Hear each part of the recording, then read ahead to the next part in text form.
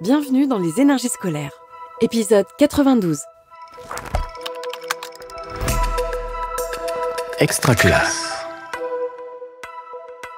Je m'appelle Julie Wojciechowski, je suis professeure de français et de latin au collège Jacques Prévert de Houdain. L'école, on en parle beaucoup, mais est-ce qu'on l'écoute vraiment? Les énergies scolaires. Nous sommes donc dans un collège qui est en plein dans le bassin minier, un collège d'une grande mixité et dont le corps éducatif propose énormément de projets. Je suis responsable des options FCA Français Culture Antique et LCA Langue et Culture de l'Antiquité dès la 5e. L'Antiquité est partout, alors on s'en rend pas forcément compte, mais souvent quand on regarde un film, une publicité, on peut être surpris par des éléments antiques. Alors parfois ils sont perceptibles, ils sont même explicites, parfois non.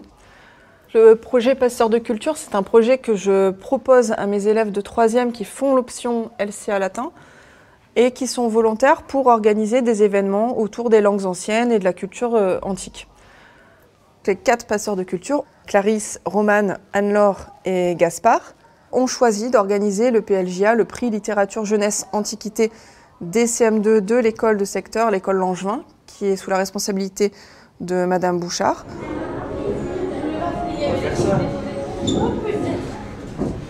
Rentrez. Allez, c'est parti. Qui est-ce qui avait fait l'atelier avec Gaspard? Nectarien Ambroisie. Vous y étiez tous passés. Allez, Lina, Marion, Elia, Lindsay. Aujourd'hui, nous assistons à la 3e rencontre avec les élèves de primaire. Les élèves de 3e ont préparé des ateliers qu'ils animent à l'attention des élèves de CM2. Il s'agit d'un comité de lecture où les élèves vont pouvoir échanger sur leurs impressions de lecture, argumenter sur ce qu'ils ont aimé, moins aimé dans les livres. L'idée d'argumenter, c'est que les élèves pourront ainsi se faire une impression sur les livres, un avis, et puis à l'issue de cette discussion, voter pour leur livre préféré. Moi j'ai une question à vous poser. C'est quoi votre livre préféré? Personnellement, c'est les petits dessins pour donner légende en mythologie. Moi c'est pareil. La même chose. Parce que j'ai vraiment trouvé que les livres, même si on s'est connaissant... La deuxième partie a consisté à tester les questionnaires de lecture que les élèves avaient préparés la dernière fois avec les élèves de 3e. Comme les élèves ont travaillé sur un seul livre la dernière fois, là ils ont pu découvrir les questionnaires en fait, de tous les autres camarades. Ensuite, ici, on a les 3 learning gaps sur un petit dessin pour devenir une légende en mythologie. Vous pouvez partager vos connaissances entre vous. Donc là, on va venir vous montrer si vous ne comprenez pas. Il faut juste appuyer sur la flèche du bas, là, comme ça. Voilà, comme ça. Et là, après, tu cliques. L'échange entre les élèves s'est avéré un puissant outil de motivation. Les CM2 ont eu à cœur d'être à la hauteur des demandes des 3e et vice-versa, les 3e ont saisi la responsabilité de mener les groupes. Ils ont littéralement captivé les CM2. Et finalement, nous, adultes, avec Madame Bouchard, on n'avait quasiment plus aucun rôle à jouer puisqu'à ce moment-là, on constatait le bonheur de laisser la place aux élèves volontaires à leurs initiatives.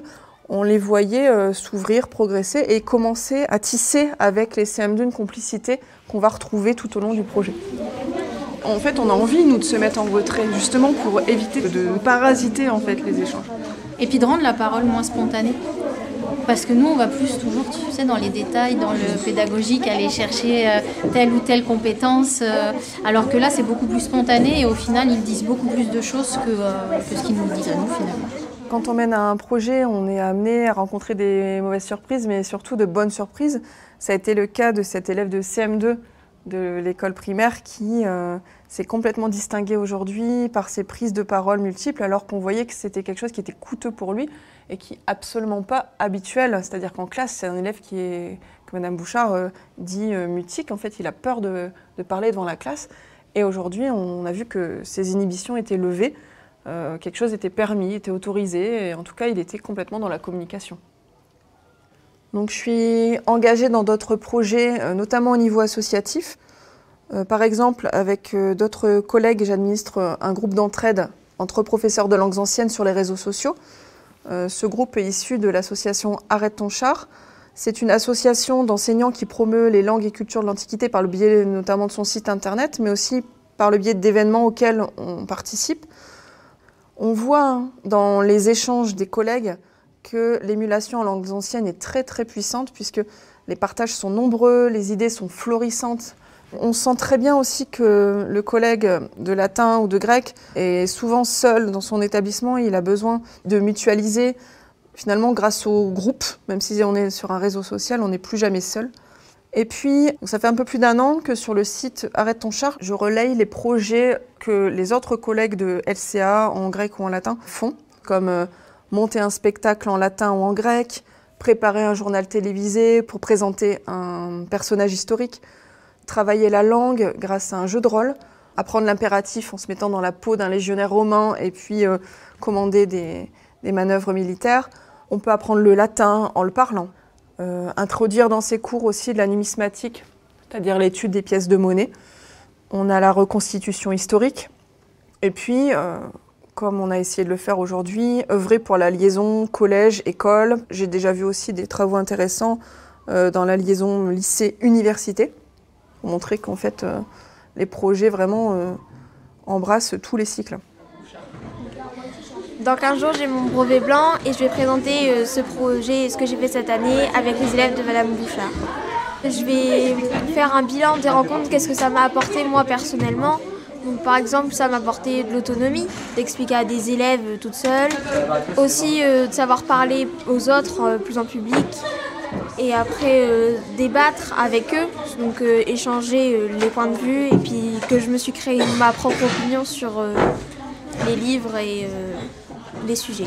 Ce qui me tient à cœur, moi, en classe, ce que j'espère que les élèves développent ainsi, c'est une posture qui soit active, en fait. Les élèves ont besoin d'être actifs, curieux. J'ai envie, en fait, que les élèves s'intéressent à la culture. J'ai envie que les élèves aient envie, justement, de transmettre, d'être aussi de futurs passeurs de culture eux-mêmes. Vous venez d'écouter un épisode des Énergies scolaires. Si ça s'est bien passé, n'hésitez pas à laisser un avis sur votre plateforme d'écoute. À bientôt sur Extra Classe. Une production Réseau Canopé 2023. Extra Classe.